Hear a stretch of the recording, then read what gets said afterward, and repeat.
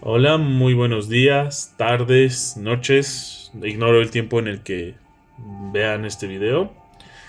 Me llamo Alejandro. Estoy haciendo mi trabajo final para la materia de comprensión de la realidad social con la maestra Laura Ramírez Grajales. Este trabajo es una experiencia sobre mi relación con la carrera. En este ensayo voy a exponer mi relación con la misma, mis experiencias en ella y cómo la vida personal ha llegado a interferir en los asuntos académicos e incluso afectar dichos asuntos. Pero no solo será una plática de sentimientos, emociones, frustraciones y bla bla bla. Con base en la información vista y aprendida a través de la carrera y particularmente de este semestre porque es lo que más fresco traigo, y de esta materia, si no, pues sería un sinsentido hacer este ensayo. Voy a exponer mi relación con la carrera de psicología. Para empezar, creo que es menester abrir con la pregunta de cómo llegué a la carrera de psicología. Bueno, mi primer acercamiento a esta carrera fue ya hace 5 años, con la pandemia de COVID. En su momento sufrí una pérdida amorosa que se juntó con la pandemia, y esto se vio reflejado en una depresión muy fuerte. Ambas cosas se potenciaron y sí llegué a tener un intento de suicidio fallido. Y le había perdido el gusto a vivir, pero con el apoyo de mi primer carrera, pues esta psicología es la segunda, la carrera de filosofía, determiné que necesitaba darle un significado a mi vida. Había perdido de vista el horizonte, pero seguía latiendo en mi corazón y no iba a dejar que la muerte me tuviera sin merecerme. En el mito de Sísifo se aborda la temática del hombre peleando contra lo absurdo y la lucha del sentido de la vida. Y si no moría en ese momento, tenía que darle sentido a mi vida. Era evidente que mis conocimientos filosóficos no iban a ser suficientes para sanar mi magullada alma. Fue en ese preciso momento donde supe que necesitaba ayuda, pero en medio de pandemia de COVID era muy difícil encontrarse con un psicólogo en persona, pues yo nunca he tenido confianza a este sistema a distancia. Siento que estas cosas deben ser en persona. Así que, de la manera más churresca, pues me autoterapié en su momento, por así decirlo, pues empecé a leer sobre la psicología. El nombre que más me captó fue el nombre de Sigmund Freud, pues abordaba temas como la vida y ese es como la vida y la muerte, y ese es un tema muy típico de la filosofía. Hablaba de las pulsiones de muerte y de vida, y debido a mi depresión la idea de una muerte prematura dada por mi propia mano fue muy tentadora en su momento. Me gustó más, el texto que más me captó fue el de Más allá del principio del placer.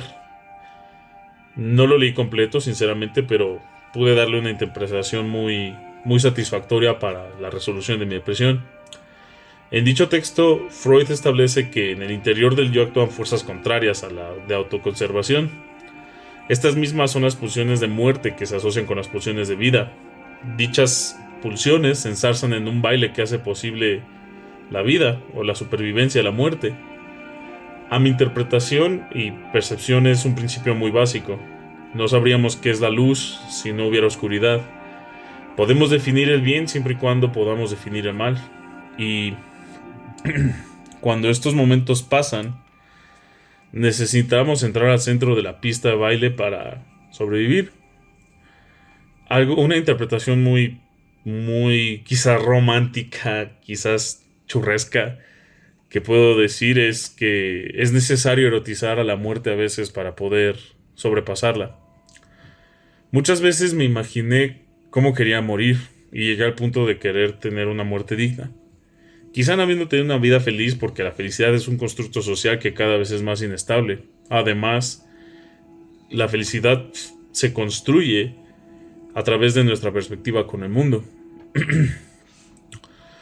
Vivimos en un mundo que cada vez promociona más el egoísmo, el materialismo, el yo por encima de otros, ignorando que esos otros son los que nos complementan. nos dan la fuerza para superar la adversidad en la misma.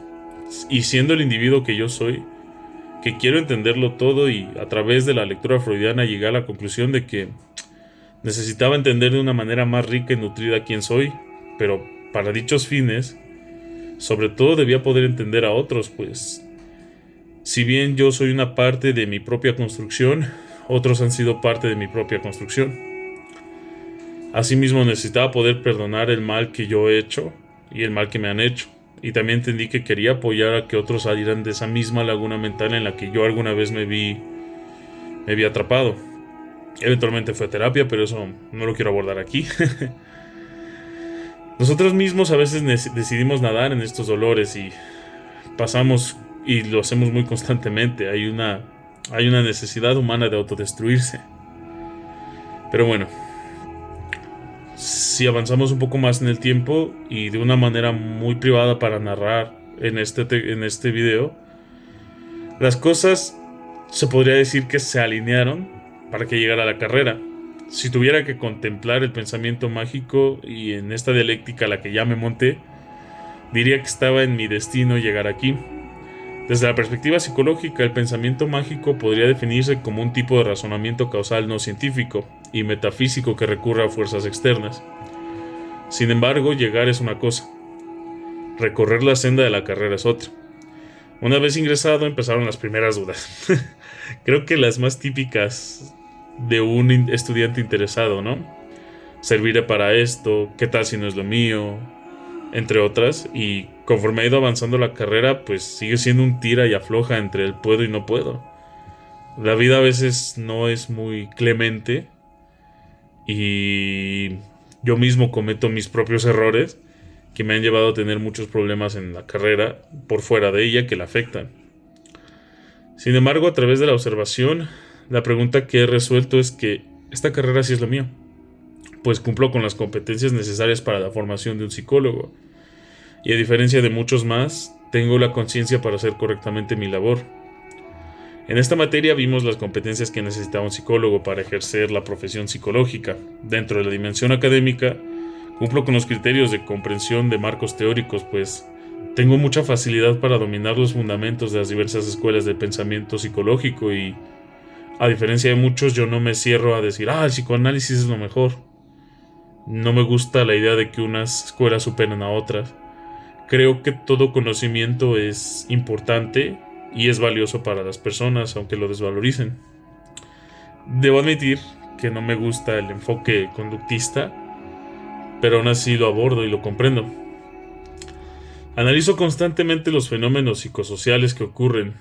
Escucho mucho las noticias, hablo con la gente para entender su perspectiva de la vida en las zonas de riesgo e incluso en las zonas más privilegiadas de la ciudad, pues yo vivo en la Ciudad de México y esta es una ciudad mega diversa. Así como te encuentras con una persona que claramente no es del país, te encuentras con personas que están muy vulnerables en este país. Lo cual ha abierto demasiado mi panorama y no encasilla mi conocimiento a pensar que solo existe un tipo de mexicano. Díaz Guerrero, en 1967, afirmaba que había 4 tipos de mexicanos. Y como me gusta mucho observar a la gente, puedo decir que 4 mexicanos, es una primera hipótesis, pero decir que solo existen 4 tipos de mexicanos es quedarse muy corto. En realidad, cada cabeza es un mundo y no sé, como que encasillarlo no es muy fácil. No me malentiendan, porque pese a que manejo una buena porción de las competencias de un psicólogo, no soy perfecto en todo lo que necesita un psicólogo. Tengo puntos muy débiles. Mi comunicación asertiva es una negativa muy grande que tengo, pues muchas veces tiendo a priorizar lo que otros demás desean por encima de lo que yo deseo. Nunca digo lo que pienso para evitar las peleas o los conflictos, aunque estos son necesarios para la labor psicológica y eso lo abordé en mi terapia, pero me gusta vivir mi vida muy tranquila. Aunque sin embargo, tengo una facilidad muy grande para incluirme en los grupos, solo que no se ha dado mucho la oportunidad de mi propio grupo.